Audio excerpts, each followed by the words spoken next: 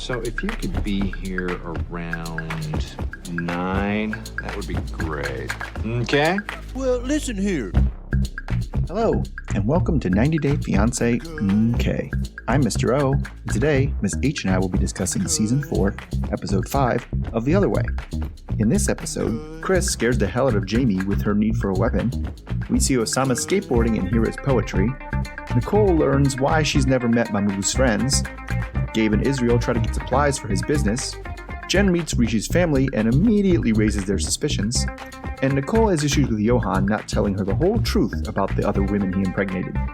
As always, we'll end out our Students of the Week, Class Dunces, and Life Lessons. If you also watch Love After Lockup, you should listen to our other channel, Love After Lockup Okay, where we are covering the new season of Life After Lockup. Alright, thanks for listening, stay safe, and enjoy. Hello, Mr. O. Hello, Miss H. How are you today? I'm not doing too bad.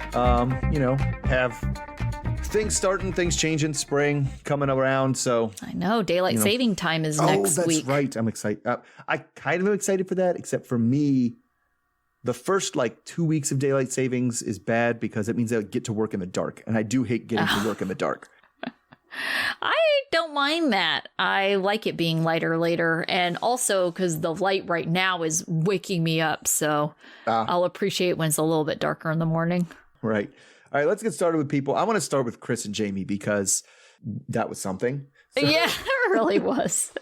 So Kris is feeling better kind of the morning after they had their stuff last time, and their neck's feeling better, so she's ready to get out and see the city. So Jeyme says that the language barrier was not as big of a deal when they were talking online as they are when they're now in person, because when they talked online, the messages automatically got translated. So they went out or at least somebody bought for them the notorious translator egg. Oh gosh. Production. Trolling them. I think it seems to be better at Spanish than it was at Korean. Oh, goodness. So anyway, Kris says that she wants to go out and see everything in the city. Well, most of all, a weapons shop, because she wants to make sure she wants to buy a weapon to keep them safe. Oh, goodness. Jeyme is disturbed with the sentiment and is like, okay. And Kris says, having a weapons is just part of who I am. Mm-hmm. Then we flash back to her in Alabama, and she had a big knife collection laying on her bed. So she says she's always had weapons around, and she doesn't feel safe in Columbia. So Jeyme agrees to take, kind of all this into consideration. So Jeyme tries to tell her that, Columbia is plenty safe, but she's been the victim of crime. Like somebody punched her in the face once and stole her wallet. So Kris is like, I don't buy it, because she would have stabbed the person that stole the wallet, I guess. Oh, I don't know. So they go to the store, and Kris chooses something that, according to Jeyme, is a knife that's big enough to kill a cow. So she's just in the store, just brandishing this knife around, like she's stabbing somebody, holding it backhand, front-handed, swoosh, swoosh. Oh, this feels good. So Jeyme is freaking out a little bit inside because her girlfriend looks and is acting like, according to her, is again in Jeyme's words, a psycho. So, but Kris says, you shouldn't worry about it. I got a knife like this for my 8th birthday, which doesn't make Jeyme feel any better because she's like, I got a Barbie. So Kris kind of says that these are the things we need to learn about each other. And, Jeyme agrees to let her keep the knife in their house, but maybe not in their room. All right. So how would this impact the relationship if the person you were with just said, you know what we need to have in the house? A giant knife, and went to the store and started swinging it around. Oh my gosh. I mean, I know I would feel a way about it. I don't know enough where it's a deal breaker, but I mean, I am someone who, grew up in a home where my dad used to hunt before kids, but my mom did not want guns in the house at all. I don't know. I want to say it was a healthy fear of weapons in general, but I really have rarely ever seen a gun in real life. And one of the times was when I was dating this police officer, and he had come over and just kind of casually put his gun on my coffee table. And I was just like, oh my God, there's a gun in my house. And I don't know why. I mean, he's a police officer, so it's not like just some rando with a gun, but it made me feel like, I don't want to say unsafe, but it made me feel a way. And I'm just like nervous, anxious. I don't know. So I can kind of understand where Jeyme was coming from. If she's not used to being around knives and other kinds of weapons, like it could be kind of scary to you. But quite honestly, I don't know if it's just the knife at this point. I feel like there's a little bit of everything, right? She is learning more about Jeyme. She is realizing that this relationship is difficult, that Jeyme really is this, I don't even want to say free spirit. She's just this weird spirit that like is not on the same page or has same interest as Kris, other than the fact that they're both lesbians. Like, or I shouldn't even say that. Both are into women because Kris is bi, but I just don't know if they have all that much in common. And it probably is very frightening to Jeyme to be like, I had no idea she was obsessed with knives, and this is what I'm finding out 3 days before we're getting married. Yeah. I mean, it's especially disturbing because if you remember the other thing she said, she was like, "Oh, we're gonna sleep in the bed. Don't forget, I have narcolepsy, which can lead to night terrors. So you might get karate chopped a few times in bed.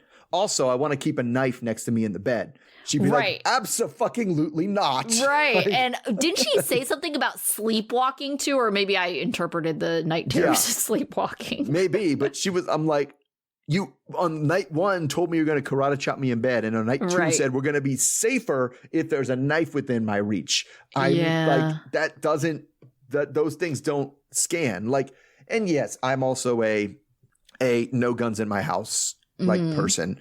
And so I definitely am like of the mind or the mindset of the outlook where if someone has a knife in my house or they have a weapon that they're brandishing or a gun in their house and they say this is going to make them safe. And I was like, if my kids are going to get shot by a gun, it's going to be that one you're holding right now. If they're going to get stabbed by a knife, it's the one you're holding right now that's going to stab them. So I don't feel safer with that around. Right. And so it's a very big cultural thing because it very much sounds like Kris does not feel safe unless she's carrying a weapon. Like, so, and I don't, and that's just a thing that might be an incompatibility. She doesn't feel safe unless she's carrying a weapon. I don't feel safe when I'm with somebody who has a weapon. Yeah. We don't get to feel safe. Like, we don't get to both feel safe. Right. That being said, I kind of feel like Jeyme maybe doesn't understand how Kris feels because, I mean, she talked about getting like hit in the face or something like that. And her phone was stolen or broken. I don't remember exactly. But it's like, that's also not normal, And she was like, oh, no big deal. Like, it happens. It's like, this place is safe. It's like, no, if this is your definition of safe, this place is not safe. Yes. Yeah. I just doesn't seem like if someone tried to snatch your phone, chasing them with a knife is going to end this story better. that is also true. Yeah. So that's kind of where I sit with it. But it was like, Kris is a very extreme person. She is. Whether it's wearing the tutu, but that's the thing too, is you don't necessarily think that somebody who, you met and we met her, she was at her mailbox in a fairy outfit. Right. Like championing a punch. You wouldn't be like, oh, that person always has a knife with them. Like that's something I would guess about that person.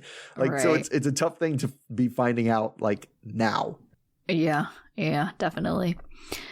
All right, let's move on and let's talk about Gabriel and Isabel because they didn't really have too much going on. Gabriel is talking about his business. He's getting a lot of anxiety because there are a lot of orders, but he's unable to fulfill them because he currently has no inventory. If you recall, he runs a business where he sells the underwear, boxers with the silicone penises in the front for transgender people who haven't had their bottom surgery yet. So Isabel quit her job working at a law firm to help out with Gabriel's business. He says he's starting over and he's not sure how to proceed with things like how to ship from Colombia. Gabriel is spinning out, and Isabel says that when Gabe is stressed, everything is generally more difficult. She thinks she could have run these work errands by herself, and probably it would have been faster and everything would have been a lot less stressful. Gabriel is starting to feel like an assistant because Isabel is pretty much taking charge, and a lot of it has to do with the English barrier. Gabriel is frustrated that no one else seems to use the imperial system. And then Gabriel realizes that he also left the stamps in Miami that have his brand logos on it. Isabel keeps suggesting that they get new ones made, but Gabriel is just frustrated and kind of talking over her and saying that'll cost a lot. And it's going to take time to rectify this mistake. And so he's just really frustrated because he feels like, you know, if he can't sell items or ship them or fulfill these orders, he pretty much has no money. So what do you think do you think it's a good idea that these two work together? What do you think is the best move going forward? Yeah, it's tricky because I thought he would have thought more about this business before he went down there. Right. At least remember the stamps if they're that important. I might even at least remember the stamps, but like, dude, he's talking about how getting things shipped to Colombia, the stamps that you can't get, it takes at least 4 months. I was like, does that mean it's going to take 4 months to fulfill every single order that you have? Right. So he's like, I don't know how I'm going to ship them from here. And I was like, that seems like a pretty important thing to have gotten figured out before you move your business to another country is how you'll ship from that country. Yeah, unless he's planning on like just doing local sales.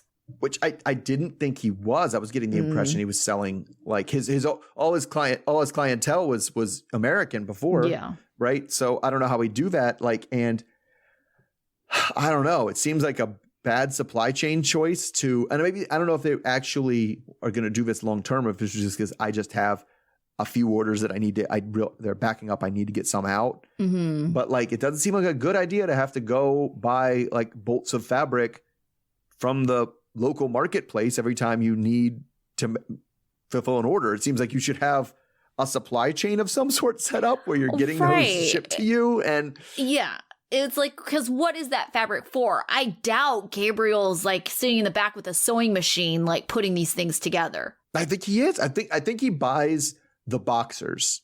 Yes. And then he has to sew on the insert. Yeah, he has to sew on like the mold. Okay. That makes sense. I don't think he sews in the mold. I think he sews in like a pocket for the mold to go into. Okay. And so you probably need the fabric to make the pocket. It's kind of weird that they sold the fabric in kilograms though. Yeah, I mean, it kind of makes sense, but yes, I get what you're saying, because I think for, in America, if you buy things here like fabric, you just buy per yard, but every fabric is a different price per yard.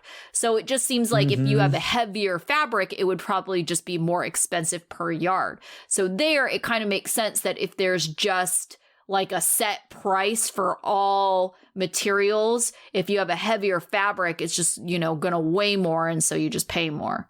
So it kind of makes sense. But it makes sense to me, because if I'm sewing something, I know how much material I need. I don't know how much that material weighs. Yes, that is actually pretty true, accurate. Because you're gonna say like, okay, well, I need like a couple yards or something. Yeah, I need. Well, even if you're like a meter and a half, I need a meter and a half. Yeah, and they're like, well, we charge by kilo, and I was like, well, I don't know how much a meter and a half of this material costs, but I know I need a meter and a half. Yeah. Yeah, but I think you could measure it out, but then you pay per kilogram, right? So you cut off as much as you need in terms of length, and then just weigh it.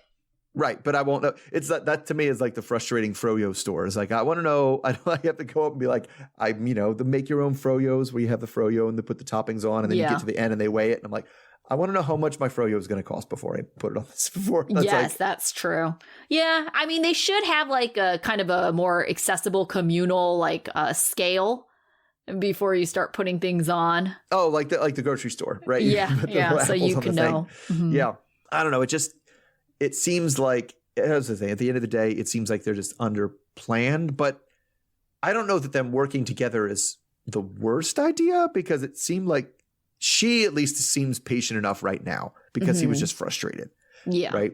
That she's going to be able to deal with a frustrated him and like get it all sorted out and work together. And then when his Spanish gets better, he won't be as dependent on her. I thought his Spanish was pretty good so far, but I mean, I guess like if you're, it's easy to kind of think of someone as being fluent if they're conversationally fluent versus like, fluent in a particular like industry. Yeah. It's that. Well, we think we even talk about it in ESOL. Like there's we have, your general words, and then you have your like discipline specific words. And that's like a different level of language for sure. Yep.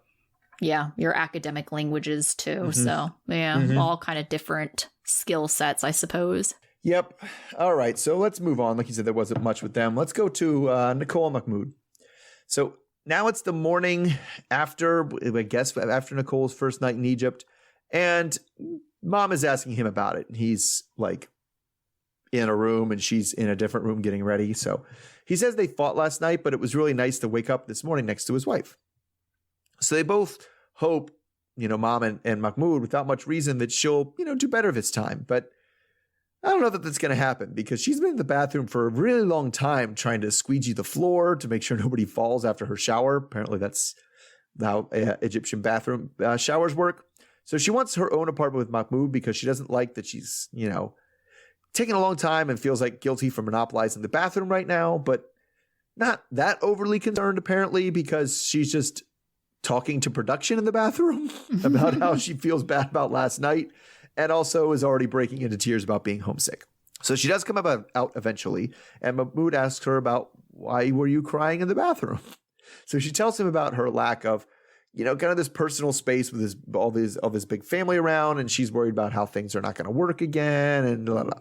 So he understands that she feels like she's lost something by moving here, but now, she's gained something and she's with her husband. So he doesn't want her to always be crying because that makes it seem like she's going to leave again. But now she's getting annoyed because, I don't know, it seems like she thinks he's taking her moods personally, even though the reasons she's sad about what she still left behind aren't really his fault. So they both apologize and say they love each other. So the next day, Mahmoud tries to get her out of the house to try to relieve some of this homesickness. But it seems like he's been waiting a long time again, like as he's living in the living room waiting, like wonder what's taking her so long.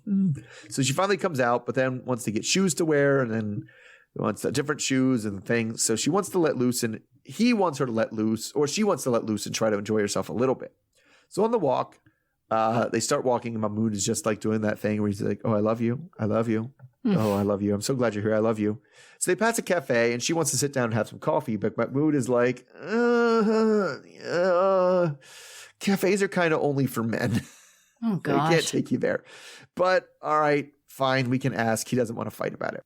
So the waiter says she can sit there, but Mahmoud seems to think that's because she's obviously not Egyptian. And they're like, well, you obviously don't know the rules. Fine, whatever. So he says the reason the cafe and basically everything outside is a boys' club is because, you can loosen up with your friends. When there's a woman, you got to watch what you say. You can't be cussing or carrying on. So, it's a lot nicer, much more relaxed. So she asks if she might be able to meet his friends, and he's like, what? No, of course not. That's out of the question. You can't be my friends. So she thinks she kind of remembers them because their faces were at the wedding, but he just says that's how things are done. It's respect that, other people's wives belong to them and you don't get to meet them. So in fact, he's never met any of his friends' wives because even if he asked, they would obviously just be like, what? Fuck you. No, you can't meet my wife. So he says in Egypt, marriage is private life and, friends are public life and you don't mix those things. So she stays insistent though and says she really wants to meet his friends just so he knows what's going on in his life at least. So he does agree to eventually to do that just once. And he says it's going to be super uncomfortable. And then after we do it, never ask me again to meet my friends. So then we actually get to the meeting. She's excited and he's nervous, like visibly nervous. He's like shaking in the car. He's so nervous about this cab ride. So he's worried that either, they're going to be rude, the friends are going to be rude, or they won't talk to her at all. He says that in a place like Cairo, it's normal for couples to hang out, but, not here. So when they get there are 5 guys waiting for them, and he greets all of them, hug and do the double kiss cheek thing. So They say that the friends have been there for an hour already, so not the greatest start. And some of them are kind of already on their phones. They really make a point of like awkward silence. No one's talking. There's two guys on their phones. So some of the friends say in an interview, it's the first time they've been invited where a wife would be there, and they're all just as nervous as anybody else, even if she does seem nice enough. So she asks them through him what they thought about about Mahmoud marrying an American, and through the ensuing conversation that kind of came after that, she caught him saying the word crazy, which he had to like clarify was like, no, other American women are crazy, not you. So anyway. So now that he's with his friends, the tables have kind of turned. He's having a good time. He's relaxed. And she just like is afraid she's going to offend everybody with everything she says. So she's super nervous. So the whole experience taught her that maybe when Mahmoud says something is going to be brutally awkward, that it is going to be brutally awkward. All right. So this just, I mean, we just see this. This just feels like a train wreck. She is...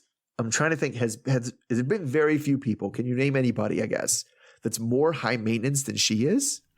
I don't know, because I don't know if I would really see it as high maintenance so much as she has these expectations that things are going to be like they are in America, and they're just not, right? Yeah, I mean, they're ridiculous. Yeah, I mean, I would say ridiculous, but it's like there's so many things that you're just like, didn't you like, you've been here before, and B, didn't you like research that before you moved there?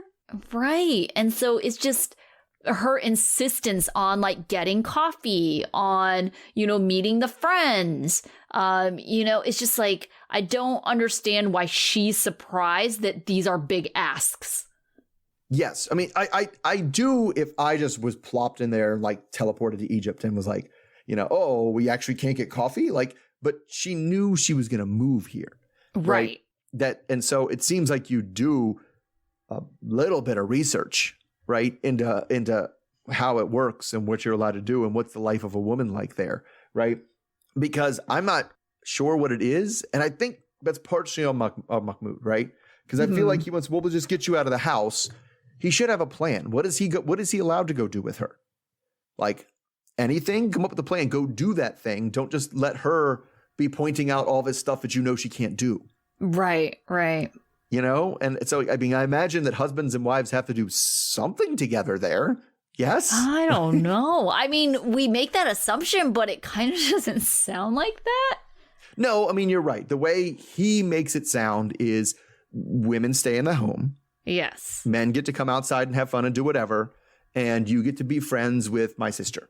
Like, yeah. All the other women that are sharing the home with you that you're inside and hanging out with. Yes. Like that's what that's it. That's what you get. Like whoever the other women that somehow managed to break into this household. I don't know how people meet women in that case. I don't know how this works. Right.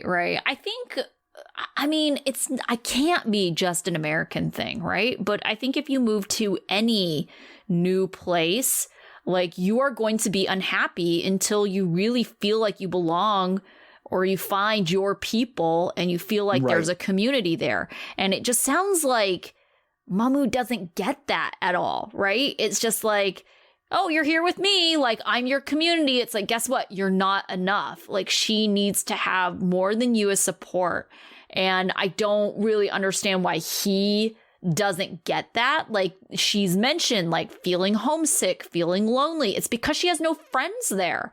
If she had friends there, she would be much more likely to feel like she belonged and that she had support there, and she'd be much more likely to stay. But I don't blame her at all for, like, wanting to leave if this is the type of life she's going to be living permanently. No, I mean, I would, the only way I would put on her is to say, like, why did you go back if you knew it was going to be like this?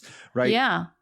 And because it also just is one of those things that seems like a reasonable compromise. Cause he was like, at some point he was like, well, yeah, in Cairo, they do that. It's like, okay, well, let's move to Cairo. So go to Cairo. Like, what's the problem there? Like, but he doesn't want to compromise on anything. Like, right. I mean, and he did compromise on, I guess he did, but he wants to compromise on, well, I'll show you why that's a terrible idea. We'll do it one time, Yeah. and not on like the actual things that will make her life more comfortable, right? More American. Because it's like, yeah, it is both of those things. If you didn't want to live in Egypt, why did you move to Egypt? Mm-hmm. But it's also him. If you wanted to be with an Egyptian woman, why did you marry an American one? Right. I think like she's just having a hard time conveying why she wanted to meet the friends, right? Because to him, it just sounded like a random request, like, you want to meet my friends. But I don't think he was really getting like why. To me, I kind of equated it to be like if you know, I had a partner in something, like, I really want to meet your boss. I'm like, why? Yeah. Why do you want to meet my boss? Right. That's weird. I was like, hey, boss, can we have dinner together so you can meet my girlfriend? Like, that would be weird. Like, and I think he kind of took it with that same kind of idea. But it's just like, but yeah, she didn't explain. It was like, oh no, I thought that meeting your friends would be a way for me to expand my social network and be able to meet somebody that I could talk to. Yes. Like, that's what she wanted, because that's what it is. The way it works in the US is like, you go with their friends and you meet their wives, and then you're friends with their wives, and then you can do a thing. Like, it's just a way of getting yourself out there to meet people. And he just does not understand why she would need to do that. Right. So yeah, but it seems like he is coming off as very well intentioned. So I hope they can figure that out. I don't think he's going to be able to change what the actual problem is. Oh, like, I agree, but I think he like wants to, but I also think he's just naive and he doesn't really understand what she needs. No, but he thinks if I can keep her here long enough, she'll get used to it. Yeah, I think so too. Like, we'll somehow indoctrinate her or something. Yes, exactly. That's exactly right. Yeah. All right, let's move on to Debbie and Osama. So Debbie is packing up, which she said has been a nightmare. She feels sorry for TSA if they have to go through her stuff because they will see how crazy she is. She's excited to be with her man, Osama. We get to meet Osama, who is naturally doing skateboarding tricks. And Osama considers himself to be of a loner, except when it comes to cats, which they show him holding a cat while having an intense staring contest with it. He says he prefers cats to people. Osama tells us he is Berber and Muslim. He lives on a small farm with a couple of cows, chickens, and a donkey. He says he likes working with the animals. Osama doesn't have a job because he helps out at the farm, and he really wants to keep his free time open because he needs time to be creative. He considers himself a writer, a painter, and a poet. He is writing Debbie poetry. He says he's practicing poetry in English to reach a larger audience. He says there is a madness inside of him that can be seen in his art. Osama prayed to God to send him a woman that will understand him and love him, and he was sent Debbie. He thinks they understand each other, and Debbie has a young spirit. He tells us that their relationship is not without challenges. Seems like Debbie fights with him, gets emotional, and then blocks him.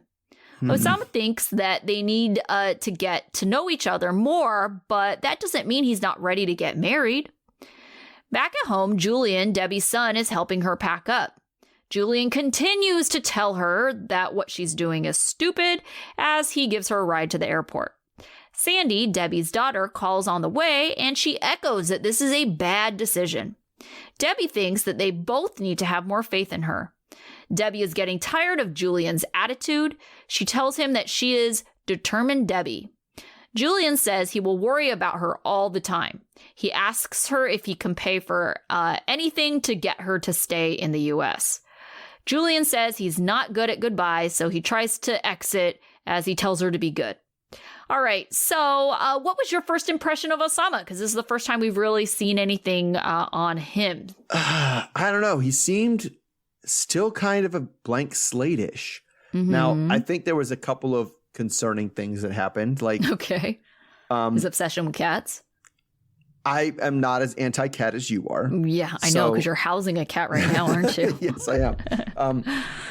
And so he's a cat lady, but because it wasn't just one or two cats. It was there was like cats. 10 of them that we saw, and they all lived in the house. These weren't like, oh, he's just feeding some strays. Yeah, and it was the weird, intense soul stare that he did with that kitten. Right. was something. And then there was his poetry, which was interesting. I couldn't even really, like, to me, it just sounded like a bunch of words. Sometimes poetry seems like that to me, where it's just like, all right, just like cliche after cliche. It was of cliche interspersed with things like, give my heart vitamins of love. Oh, gosh. Okay. So there's that. But like, I guess the thing that got me most about the cats that I think is going to be at least a notable part that isn't just, look, get a load of this guy, right? Was the part where he said he prefers cats to people. Yes. Because of the silence. Oh, gosh. Debbie seems like she's a talker. Debbie is not going to give him silence. No, Absolutely that's not. true. But at the same time, it's not like they haven't met each other before. So maybe he can tune her out because of the language difference. It's maybe. I mean, it's still not going to be silent. And I think it's one thing. No, definitely not. I think it's going to be an adjustment from, vacation Debbie to, That's always true. Real long term. It's like, oh, you talk like this all the time, not just when like oh, goodness. when we're having fun and getting to know each other. This is something that just doesn't stop. Well, I think sometimes people do kind of settle down a little bit, right? Like, I have a friend who I traveled with for the first time this year, and I remember at the beginning thinking, my goodness, she talks quite a lot, right? And then it's like, once, I feel like we got into the groove of, just being around each other a lot, and it really was like, oh, she doesn't talk as much as I thought she did at the beginning. So maybe it's kind of like that, where it's like Debbie has a lot to say because we're getting to know her, right? Debbie's going to have a lot to say because she wants, Osama to get to know her. But it's like the old married couple, it's like at some point you got to run out of things to say.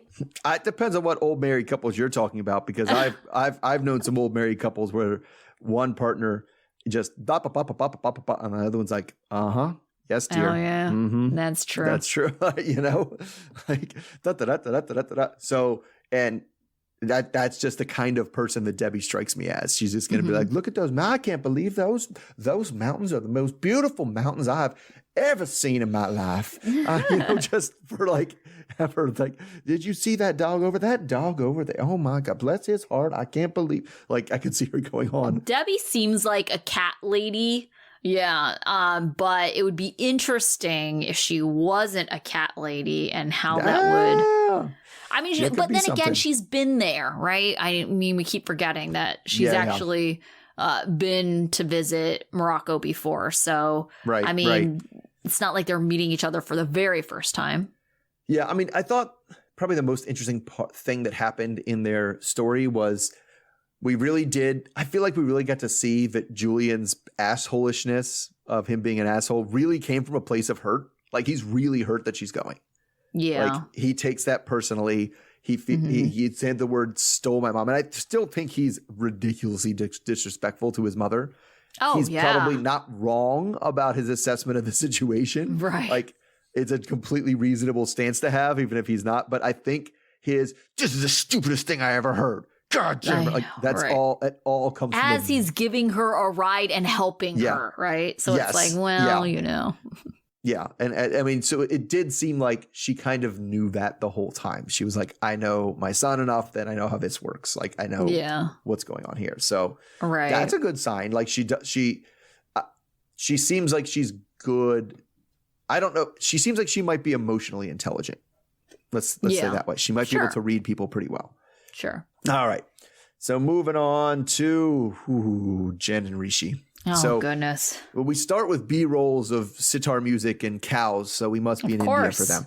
Yeah. So she said she's been there for 3 days now, so things are not going great since the idea of an arranged marriage came up, and it was something she didn't hear about, so they were in that shop with the clothes, and she admits she did not handle the moment very well.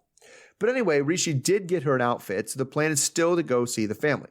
So Rishi comes by to the apartment so they can kind of discuss things, and he has the outfit, which is like a shirt, way less fancy than the saris and the dresses they were trying on before. She's totally her style, so she's on board now. So Rishi is upset that she walked out of the store because he's worried that if that's the way she deals with problems or any kind of disagreement, then things are going to get tough because, she might walk away altogether when things get too hard. So he explains that what he meant about the arranged marriage is like, it's not something that's definitely going to happen. It's more of a worst case scenario. So she does go along and says that, well, what if you go and your family says, no, we don't like her, nothing. We're not doing that. She can't even come around here anymore.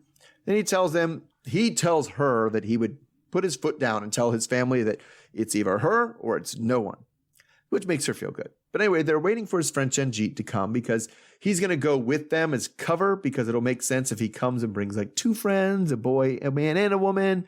Then it's a little less suspicious than if he just like brings random woman to the dinner.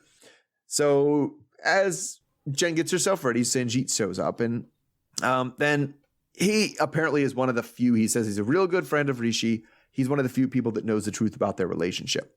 So Jenn comes out and they all kind of pre-game to discuss the plan that he's going to introduce her as a visiting friend, not somebody who moved here. Oh, goodness. And Sanjeet says, she's like, well, is this the kind of thing you do all the time? People come into town and they visit. And he was like, no, it's not normal at all. She's like, well, do you think the family's going to suspect something? He was like, yeah, they're totally going to suspect something. She says, what do you think they're going to do? She's like, probably force him to a marriage. So, and also, they've already been trying to do that anyway. So this is all new information to Jenn. So she's really kind of upset because Rishi didn't tell her any of this. And he's like, he tries to play it off. Well, like, obviously they did. How did you not think they would do that? So he says it's only been like a month since they've been bringing girls to him. So, but she's still confused because according to her, what he said is that he already told his family that he would not do an arranged marriage. So why are they even bringing people? But he's like, no, I've just been saying no to everything. That I'm working on it. We're working on it. So anyway, either way, they're going to see the family because she can't back out of it now. They've already committed. The family knows they're coming. So things are pretty awkward in the camp for Sanjeet, who has to sit there while the two of them like fight the whole time. Well, when I say the two of them, I mean Jenn yelling at Rishi. So they get to the family's house and everyone comes out to greet her. So they kind of remember her from the wedding. And after the greeting, the whole crew sits down to talk. So the sister, who is the person whose wedding she went to, this is when the family met her before, thinks this whole situation is really weird. Why is your foreign friend coming to meet your family? Like, it's weird enough that she asks Jenn, like, why are you here? and then we back up and they ask other people, and pretty much everybody in the family they ask or put on camera for it is like, yeah, this is weird. So Jenn makes things even more weird by bringing up like, oh, I guess you guys are like, must be looking for a wife for this one, huh? Oh yeah, and the brother, whatever. So she also starts kind of not so subtly hinting about whether they've met any of the potential wives for Rishi, and you can kind of see in his face this whole time, he's just like trying to send her mental messages, just like, shut up, shut up, shut up, just shut up, stop it, shut your mouth. And his uncle says the proposals have come in, but they're not good matches because the women that have been coming in have either been uneducated or short. Jenn asks what about would they be against her marrying a woman of a different religion, maybe? Possibly Christian? Huh? Or whatever spiritual thing I happen to do? So they say no, they have no problem with that. So she tries to nail down like the timeline of how this has been going on. The mom says that they really want to get this thing finalized by the end of the year, and that she's been looking for a year and a half. Oh, goodness. So that's a lot longer than the month that Rishi said before. So she starts kind of seething here because, they were already together. A year and a half ago, he already had a fiancé. So she starts, she says she's tempted to just tell the family right now, but doesn't want to let him off the hook and do his job for him and make it easy for him. Okay, so I'm going to start with that. What universe is this lady living in that she thinks that telling the family right now and just blurring it out would make things easier for him. No, it's not going to make things easier for either of them, right? Right. So, I mean, I think what she needs to realize is that the reason why he is keeping this from his family isn't because he isn't interested in her and, you know, trying to marry someone else. It's because he's fearful of how his family will react. And so she needs to remember that, because I think she's forgetting that the reason why he's fearful is because they might not accept this marriage. They might force him into another marriage. They might prevent him from leaving the house. All of these things he's expressed to her, but I don't think she's getting that. No, she's not getting that. The reason, yeah, right. The reason he's not pulling the trigger on this is because if he misses the target, it's going to ricochet back at his face. Like he either hits the target or it goes horribly. And like, you can't, it's not that he's doing it because he's putting it off or he feels bad. And this is the first, I thought, maybe I gave her too much a benefit of the doubt last time, that she just, she doesn't she's just kind of missing what he's saying or doesn't understand the situation. And I can still be upset that it's like, wow, you should have been farther along in this process than you are now that I'm here. I get that. But she doesn't understand the process at all. She's she doesn't. Just tell your parent you have a girlfriend. What's the problem? And he's like, what do you mean, what's the problem? Like, didn't you watch Jenny and Submit? Like, come on, man. Like, you know what the problem is. Yeah, like things could go horribly wrong. But I mean, we're on the other way, right? And so she has to understand that, like, I mean, a lot of these Americans have to understand that you're on the other way. Like, the solution to a lot of your issues would be get them to move to America, but that's not what you all are doing.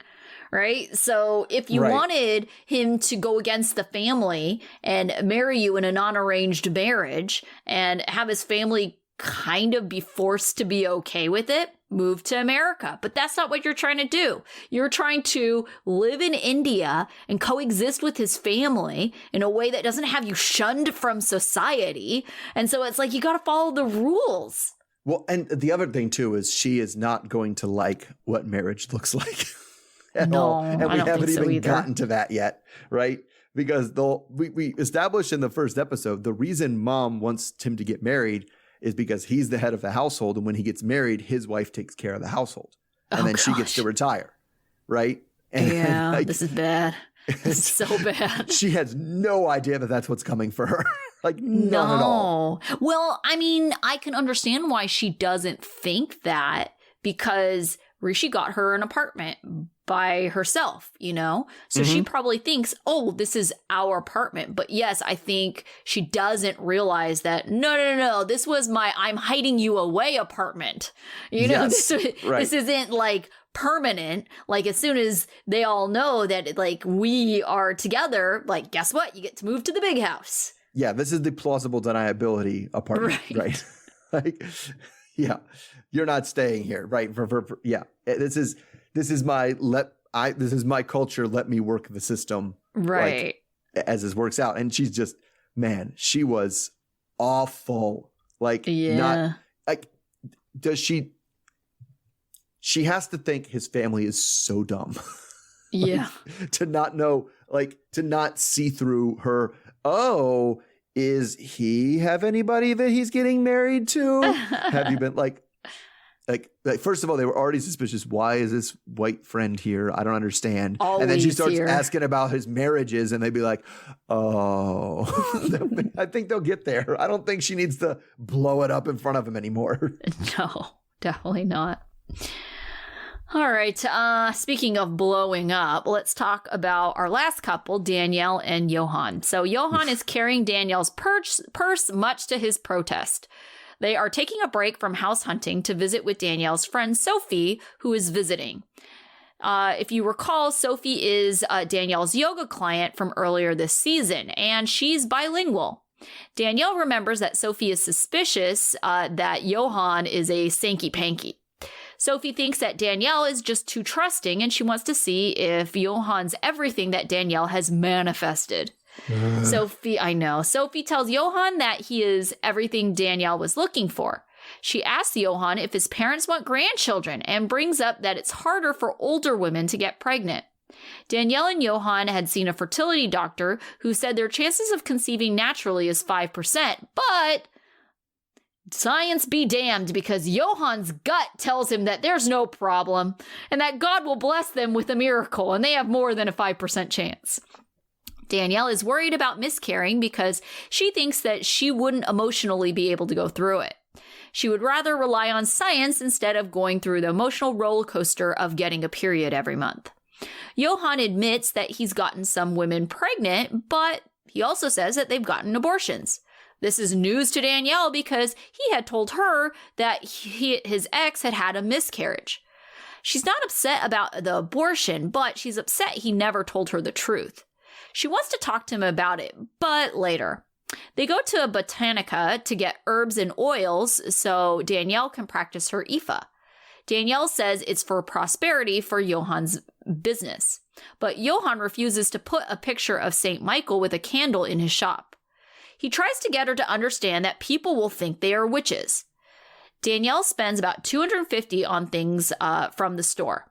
In the car, Danielle brings up the abortion revelation. Yohan says that he's been with a lot of women, but that shouldn't have any effect on the present because the past is the past. Yohan says he told her everything, and Danielle insists that he didn't tell her the entire truth. Yohan keeps saying it's in the past, and Danielle says that she has problems with liars. Danielle says she's been lied to in the past, and she's even dated someone who had a whole other family. She has zero tolerance for lying, and she gets upset and cries. Yohan tries to give her space and says he'll talk to her later. They have a conversation later where Yohan defends his version of the story, and Danielle tries to convey that she's upset because he lied. She says this isn't the kind of relationship she wants to be in, and the fight starts to get petty when Danielle tells him to stay quiet when she talks. Yohan thinks the conversation is over, and if she doesn't trust him, that's her problem. Danielle is crying, and she's worried that Yohan doesn't seem to be bothered by her crying. Danielle says she wants him to be a different person while Yohan is trying to get her to make a decision about moving forward. Danielle says he's toxic, so she says she wants to go back to the hotel. Danielle is frustrated that he doesn't seem to want to work things out. Okay, so their argument, well, started off, I think, okay. This is certainly one of those, there's a bit of a language barrier. I think it's a huge language barrier thing. Yeah, for sure. And so that's certainly contributing to it, but there's also just a lack of empathy for the other person. There's, like I said, Danielle started playing dirty when she just starts name calling and, being kind of petty about things. Well, and then she does that thing where this is too important, so I have to say it in the language that where you're on the back foot and don't understand what I'm saying. Sure.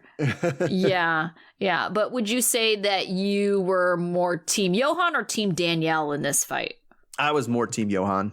I thought, I don't know that he did a great job explaining it, but I think it just was and this is where I think the language barrier was a huge deal, right? The language barrier and the kind of the cultural norms of you say there, because obviously you're going to go very few places where abortion is not a touchy subject, right? Sure. And a lot of times there's going to be euphemisms that you use. And maybe in the DR when you say things like, oh, and then, she lost the baby, people understand that might mean she had an abortion, right?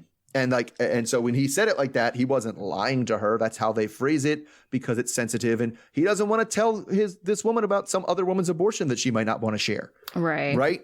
And so I don't think it was as much of a breach of a lie. You didn't tell me that. That's a lie of omission. It's like, I could also see him just kind of being like, that wasn't my news to share. That wasn't my thing to share anyway. Right. I think part of what kept this argument going, though, was really, his lack of reaction, his lack of any kind of regret. Yeah. Oh, he didn't explain anything for sure. No, but even his he just seems so cold about it, right? And so if he said, I'm sorry it didn't come off that way, I really was an abortion, I wasn't trying to lie to you. If he had tried a little bit to kind of smooth things over, but he didn't. He was just kind of like, well, you misunderstood me, so that's your problem. You don't trust me? Your problem. Okay, so what do you want to do moving on in this relationship? You want to be with me or not? It was also like, at the end of the day, there wasn't a baby. Like, I got her pregnant. You knew that. There wasn't a baby. You knew that. Like, so what do we say? And part of it is, I think he kind of, I don't know. I was lost in that I thought she blew something very much out of proportion, and he was already like, and so he kind of got done. His argument was really, it wasn't much of an argument. You're blowing this out of proportion. Yeah. And that was where his coldness came from, because he gets cold and she gets condescending. Right. And it kind of circles on the wagons. And like, because at some point she said something like, he's like, well, what do you want? And she's like, well, I want you to be a different person. And he's like, I'm not a different person. What do you want? Like, I want you to be a different person is not a rational thing to want out of a relationship. Sure. But I certainly feel like there was this lack of affection, between him and her. And I kind of feel like it's like a yellow flag, red flag, but if I were her, I would be concerned. It seems like he had a lack of like empathy for how she was feeling. It seemed like he had a lack of affection, like wanting to make things right. And to me, this all played out like, and I'm not saying that Danielle was right, because like I said, she was the one who was getting petty, calling him toxic and, whatever. And like saying, I don't want to be in a relationship with someone like you, be a different person. But I just feel like it just shows to me that Yohan, I don't even know if he really wants to be with this woman. I don't know if she wants to be with him either, because I kind of get where he's coming from. I don't know if we haven't seen her do anything but pick nits at him since she's been there. Like, this isn't good enough. Your business sucks. You need to pitch in more. You need to do that. And he's just like, why did you come here to yell at me? I don't understand why you moved to the Dominican Republic to yell at me. Yeah. I don't know that he has much affection either, because I think he's pretty transparently in this to be able to go to the U.S. eventually. Yeah. And so I don't know. I don't see how this can work, because they genuinely don't seem to like each other very much. No, they don't. Yeah, but I mean, this is one of our few couples that are actually married. So, I mean, they're gonna try stick it out at least for a little bit, just for the sake of honoring their vows. I mean, I'm not to say that they won't eventually break up, but I don't know. And it's going to be a disaster on the way, right? Yeah, definitely. Yeah. Okay. Do we have any more couples that we are expecting to see? No, I think this is all of them. 6 couples. Yes. All right. So out of the group you saw this week, who was your student of the week? I said my student of the week, Jeyme, I guess. And that was more a process of elimination than anything else. I mean, I guess the only other one who didn't have major things that I was like, this is kind of messed up was Osama, maybe, because we just saw him death staring into cats, which was a little weird. So Jeyme, because she was appropriately freaked out by her knife-wielding girlfriend. Well, I went with Isabel, and I know she's probably going to come up a lot, but I mean, for sure.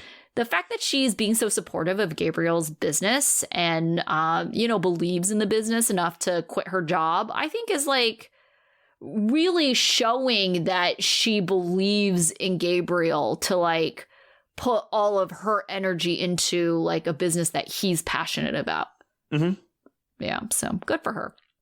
All right, what about your dunce? I went with Jenn, like, just because you're not slick. Like, no, she was not slick. She's just like, she has so little trust in like her partner that she's just like sabotaging his plan. That's good. His plan for them to end up together. Right. She's just like, I don't like that plan. I don't think it's good enough. And I'm just going to sabotage it in front of your family. And like, it's just awful.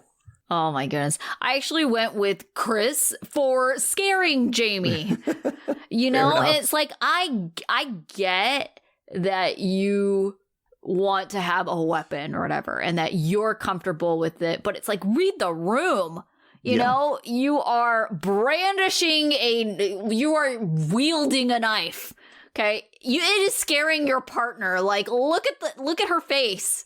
Like, that should be enough. Like, maybe we should tone it down a little bit. And I know there's people who are trained and do things sometimes, but I also feel like anytime somebody seriously hurts themselves with a knife like that, the words they said right before they do it are, trust me, I know what I'm doing. I know, right? Oh, goodness. All right. What about your life lesson? I feel like that was a life lesson in itself. It kind of was. But it's basically, I mean, we've seen it a lot again, especially on The Other Way, is do your research. Like, only men can go to cafes and you don't meet your friends' wives are stuff you should know before you move, not visit, move to a place. Right, definitely. So my life lesson for Yohan, Danielle, like, no matter how frustrated or mad you are, you have to refrain from name calling or even putting ultimatums on your relationship, I think is a bad idea during a fight. You know, it's just not productive. And if you're trying to shift the focus on, well, do you even want to be with me? It's like you're no longer fighting about what you thought you were fighting about. Right. And it is a tactic that's like, well, you can't be mad at me at anything ever because otherwise, why are you with me? So that is, it's not particularly helpful. Yeah.